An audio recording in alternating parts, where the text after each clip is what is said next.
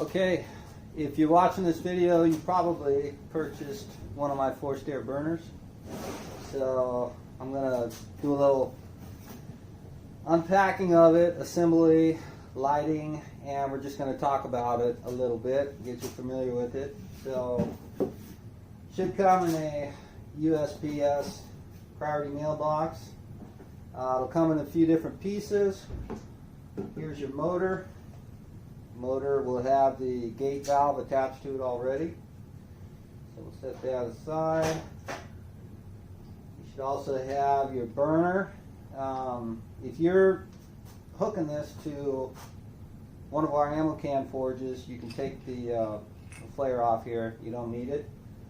Set that aside. And we'll go ahead and thread that right into the top of the forge. Okay, there we go. And this is your ball valve, pressure gauge, and burner accelerator assembly. And this is what will screw right into your burner assembly. So we'll go ahead and twist that on. And this right here, what you're doing is you're screwing steel pipe with a steel coupler, and this is connected to a plastic threaded blower assembly here. So you don't need to cinch this down. It just needs to be a little snugged up there. Just don't force it. You'll strip the threads out. Once you get that looking just like that, we'll take it over here and we'll screw it on. That's all you got to do to connect that. I have a ratchet strap here hanging from the ceiling that allows me to secure that pretty nicely. So that's it for connection, and now we'll go to the light up and maybe a little safety. Okay, so before we light it, we're going to talk just a little bit about what you can do with a air burner and how you can mix your air and your gas to get whatever type of environment you want inside your forge, whether it be oxidizing, neutral, or reducing. For most people who make knives and even most other items where they don't want any pitting or oxidation on their workpiece, they're going to run a slightly reducing environment. And that's the beauty of these. You can dial in that environment, and if you go slightly reducing, it actually will bring the forge up to just about its highest temperature. And I run a thermocouple in the back of mine. And we don't put the thermocouple under the flame. We put it behind. I put it behind the hot spot and off to the side a little bit. And so we'll be able to measure the temperature as we come up to temperature, and we can adjust for efficiency with our gas and air valve here. So before you do, this should go without saying, but before you do any type of forging, safety is important. Make sure you have all your proper safety gear. You can see another important thing when working with your forge, outside is preferable, or make sure you have plenty of ventilation in your shop. And for lighting, two ways. You can take and ignite a little piece of paper and throw it in there, or ideally, if you have a butane torch, that's the best for lighting one of these, especially with the air blower, because you're going to have air blowing into here, and it may blow out your flame on something like this. This one seems to work okay. So what we're going to do is we're going to use this valve up here to light it, and before I even light it, I want to take my gauge up to about probably 1 psi is plenty. So I'm going to open up our valve on our propane tank. I'm going to take our high pressure regulator valve and turn that. Well, make sure this valve is open here also. Turn that high pressure regulator valve until our gauge reads about 1 psi, and then we'll go ahead and shut it down. That way when we do open it, we're not going to get more than 1 psi of gas coming through this orifice here. When this orifice, by the way, is a 0.035 orifice, so it's not running wide open. Some people with these air burners, they won't even put an orifice on them, and 1 psi is, if you got it at 1 psi, you're going to be letting a lot of gas in there. But 1 psi with a 0.035, that's a pretty small stream of gas, fairly safe. Okay, so what I'm going to do is I'm going to start my blower, and when I do, it's going to get a little noisy, so I'll try to make sure you can hear me over the noise. Plug it in. And okay, I got my blower going. I'm going to open my blower valve, which is the blue handle here, until I feel just a little bit of air coming in, not much. Okay, I can feel just an ever so slight amount of air coming in there. Go ahead and light my flame, and then I'm going to open. Okay, now that's very reducing there, so I'm going to let some more air in.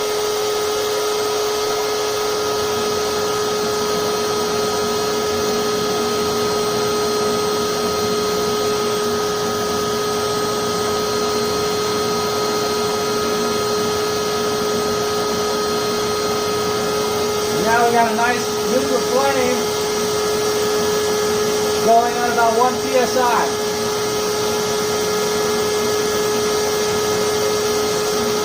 So I can take that from a neutral flame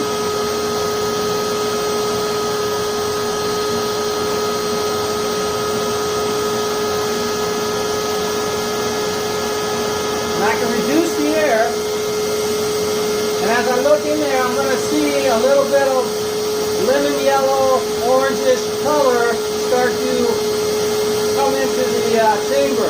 When that happens, that means we've got a little bit of a reducing environment. That's ideal. So if we leave it at 1 psi, we should be able to run this gauge up to about 1850. So that's going to be a good temperature for heat treating. You can work steel at that temperature, but ideally you want to be a little bit hotter than that if you're going to think about heating up any thicker work pieces. So I'm going to let that heat up for a few minutes, and I will be back. Okay, it's been a few minutes, 3-4 minutes here. I did just set a file inside. You can see our temperature is still climbing. We are at 1875. Looks like we'll probably get up to around maybe 1900 at 1 psi.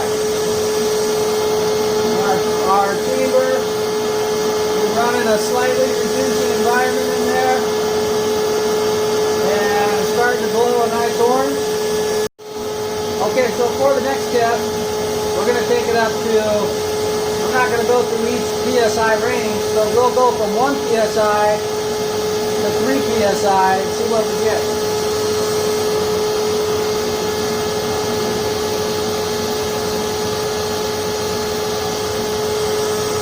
And of course, you increase the gas, now look at all this reducing flame coming out of here. That's too much.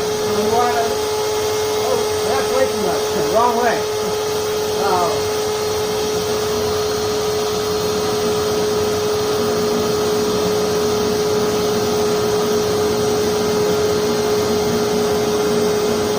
So the trick is to increase the oxygen until you have a little dragon breath coming out. Not much, just a little bit. That means you're going to be, by like I said, slightly reducing.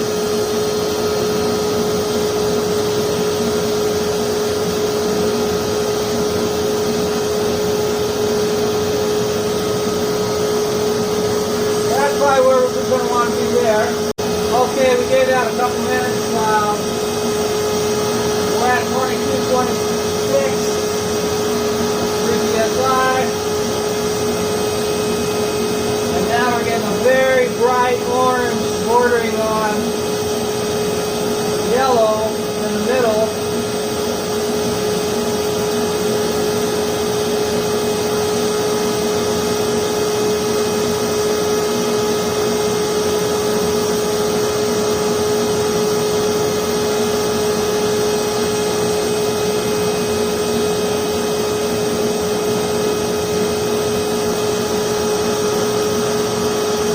For the last one, we'll run it up to 4 psi. We should be able to get somewhere near 2300 at the 4 psi mark, maybe 4.5 psi, somewhere in there.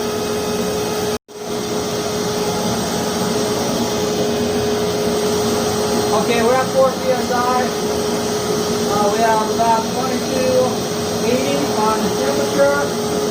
My thermocouple is rated at 2300, so I don't want to bring it beyond that. I don't feel like buying another thermocouple. 2283, this will climb up to about 2300, pretty easy, at 4 psi. And we'll move this. Look at it.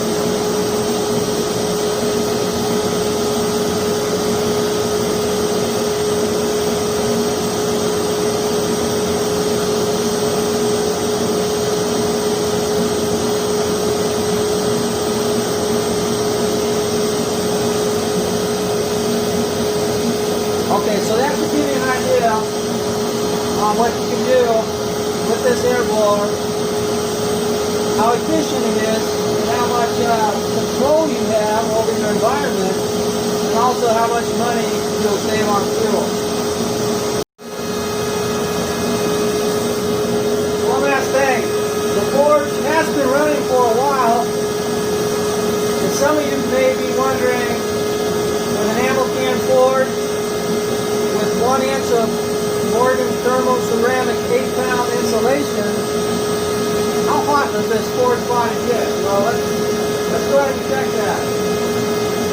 So normally the hottest part of this forge is usually right around this stroke area here where the fuel comes in. So we'll check that first.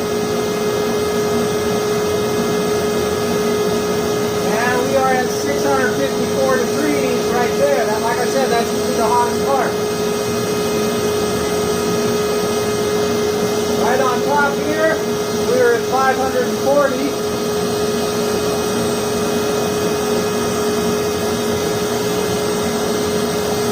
Side, 606.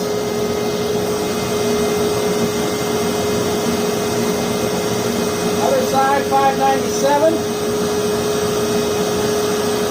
And we're going over 2300 degrees there. I better shut it down. Thank you.